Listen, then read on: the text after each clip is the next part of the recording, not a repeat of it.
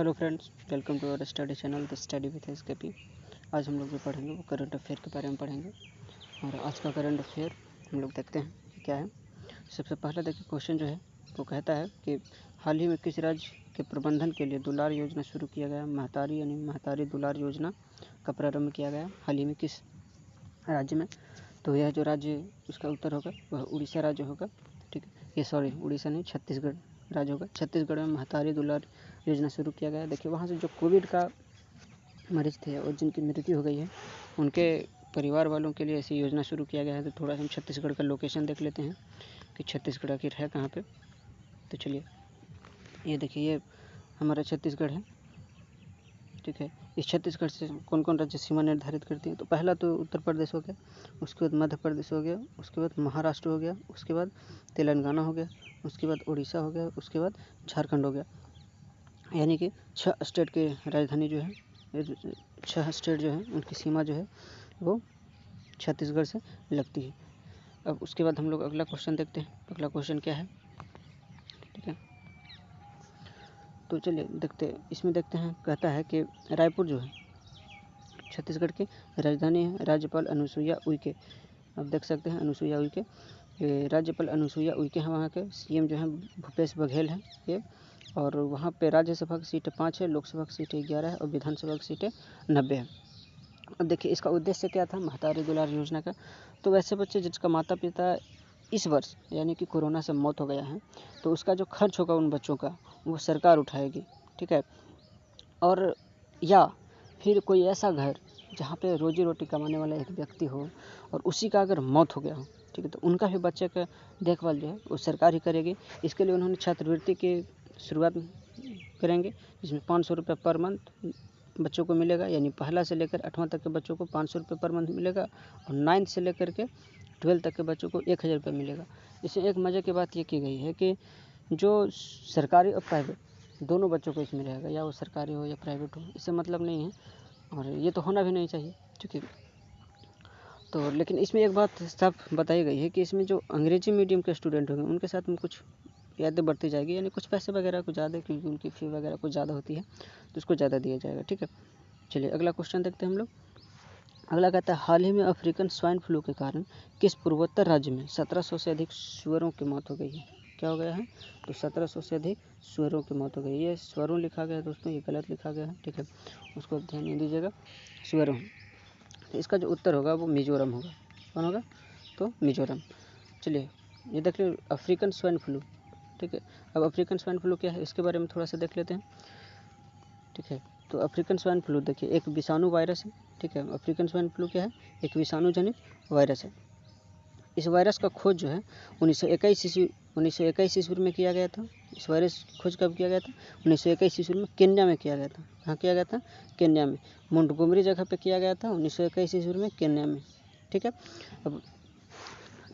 अब उसके बाद देखते हैं मिजोरम। मिजोरम की राजधानी जो है वो आइजोल है। मिजोरम की राजधानी आइजोल है। यहाँ के राज्यपाल जो है पी.एस. श्रीधरन पिल्लई हैं। पी.एस. श्रीधरन पिल्लई हैं यहाँ के राज्यपाल। और सीएम जो हैं जोरामथंगा हैं। ठीक है, वो मिजो नेशनल फ्रंट पार्टी से बिलोंग करते हैं। 20 फरवरी 1987 को मिजोरम जो है भारत का 23वां राज्य बना था। क्या बना था, मिजोरम भारत का 23वां राज्य बना था 20 फरवरी 1987 को। ये क्वेश्चन बहुत बार एग्ज़ाम वगैरह में पूछे गए हैं तो आप इसको याद रखिएगा। चलिए अब इसमें हम देख लेते हैं मिजोरम की थोड़ा सा लोकेशन। तो आप मिजोरम को यहाँ पे देख सकते हैं। ठीक है, मिजोरम ये स्टेट है। ठीक, यह मिजोरम रहा। इसकी सीमा थोड़ी सी बांग्लादेश के साथ लगती है। ठीक है, इसकी सीमा बांग्लादेश के साथ, म्यांमार के साथ इसकी सीमा लगती है। और यह मणिपुर के दक्षिण में है। मणिपुर के दक्षिण में स्थित राज्य है। असम से भी इसकी सीमा लगती है। ये पूर्वोत्तर राज्य है। पूर्वोत्तर राज्य में बता दें आपको कि पूर्वोत्तर राज्य में टोटल जो आते हैं 8 स्टेट आते हैं। पूर्वोत्तर राज्य में टोटल 8 स्टेट आते हैं। ठीक है, इस 8 स्टेट को 7 स्टेट जो आते हैं उसको 7 सिस्टर यहाँ पे कहा जाता है। अरुणाचल प्रदेश, नागालैंड, मणिपुर, मिजोरम को। ठीक है, असम, त्रिपुरा और मेघालय, ये 7 स्टेट मिल करके 7 सिस्टर कहलाते हैं। और एक इसमें सिक्किम अगर ये शामिल हो जाए, ठीक है, ये 7 में अगर एक सिक्किम शामिल हो जाता है तो वह पूर्वोत्तर राज्य कहलाते हैं। ठीक है, चलिए उसके बाद अगला क्वेश्चन देखते हैं हम लोग। कहता है हाल ही में अंतर्राष्ट्रीय परिवार दिवस कब मनाया गया है? हाल ही में अंतर्राष्ट्रीय परिवार दिवस क्या है? अंतर्राष्ट्रीय परिवार दिवस, इंटरनेशनल फैमिलीज डे, ठीक है। यह कब मनाया गया है? तो 15 मई को, ठीक है। कब मनाया गया है? 15 मई को। अब क्यों मनाया जाता है 15 मई को, इसके बारे में थोड़ा सा देख लेते हैं हम लोग, ठीक है। कहते देखिए संयुक्त जनरल असेंबली जो है वो 9 दिसंबर 1989 को सबसे पहली बार इसका शुरुआत किया था, ठीक है। हर साल परिवार दिवस मनाए जाने का घोषणा किया और उसके बाद फिर 1993 ईस्वी में संयुक्त राष्ट्र जनरल असेंबली का महासभा जो होता है वह भी एक बिल पारित किया और उसमें भी उसने कहा कि 15 मई को परिवार दिवस मनाया जाएगा।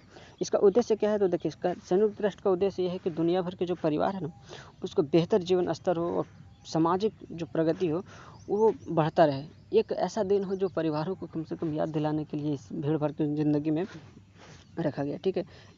यह दिन आर्थिक और सामाजिक संरचनाओं को शोधित करने पर केंद्रित है, ठीक है। अगला क्वेश्चन हम लोग देख लेते हैं। कहता है किस टीम ने 2020-21 के फुटबॉल प्रीमियर लीग चैंपियन जीती है?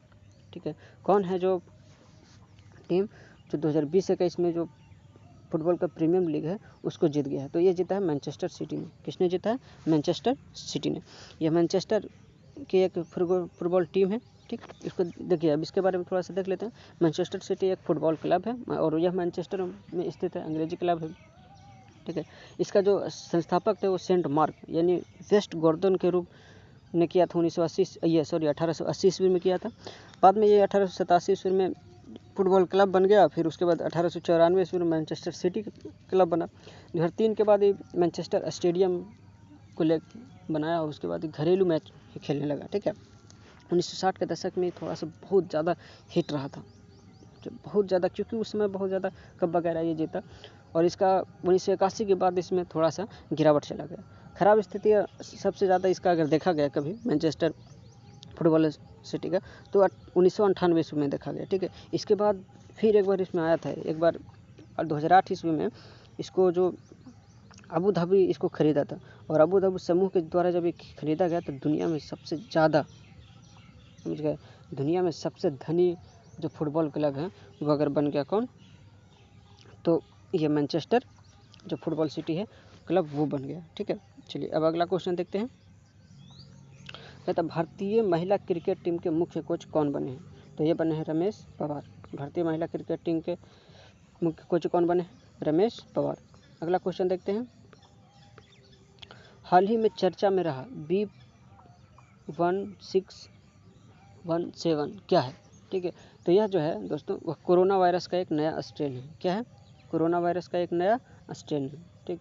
यह एक कोरोना वायरस का नया स्ट्रेन है। डबल म्यूटेशन एक होता है दोस्तों, वह है। अब क्या है देखिए, कहता है पिछले साल अक्टूबर में इसका पहचान किया गया था, ठीक है। महाराष्ट्र में इसका सैंपल होने का सबसे पहली बार पुष्टि किया गया था, ठीक है। ये डबल म्यूटेशन वेरिएंट होता है, हमने भी कहा कि डबल म्यूटेशन वेरिएंट है, ठीक है। इसका मतलब क्या होता है कि स्पाइक प्रोटीन में 2 बदलाव आ जाता है, ठीक है। अब स्पाइक प्रोटीन अब क्या होता है देखिए, होता क्या है कि मान जाइए कि एक व्यक्ति को कोरोना हुआ, ठीक, और दूसरा व्यक्ति को भी कोरोना हुआ और ये अगर दोनों ठीक हो गए, ठीक है, दोनों क्या हुए?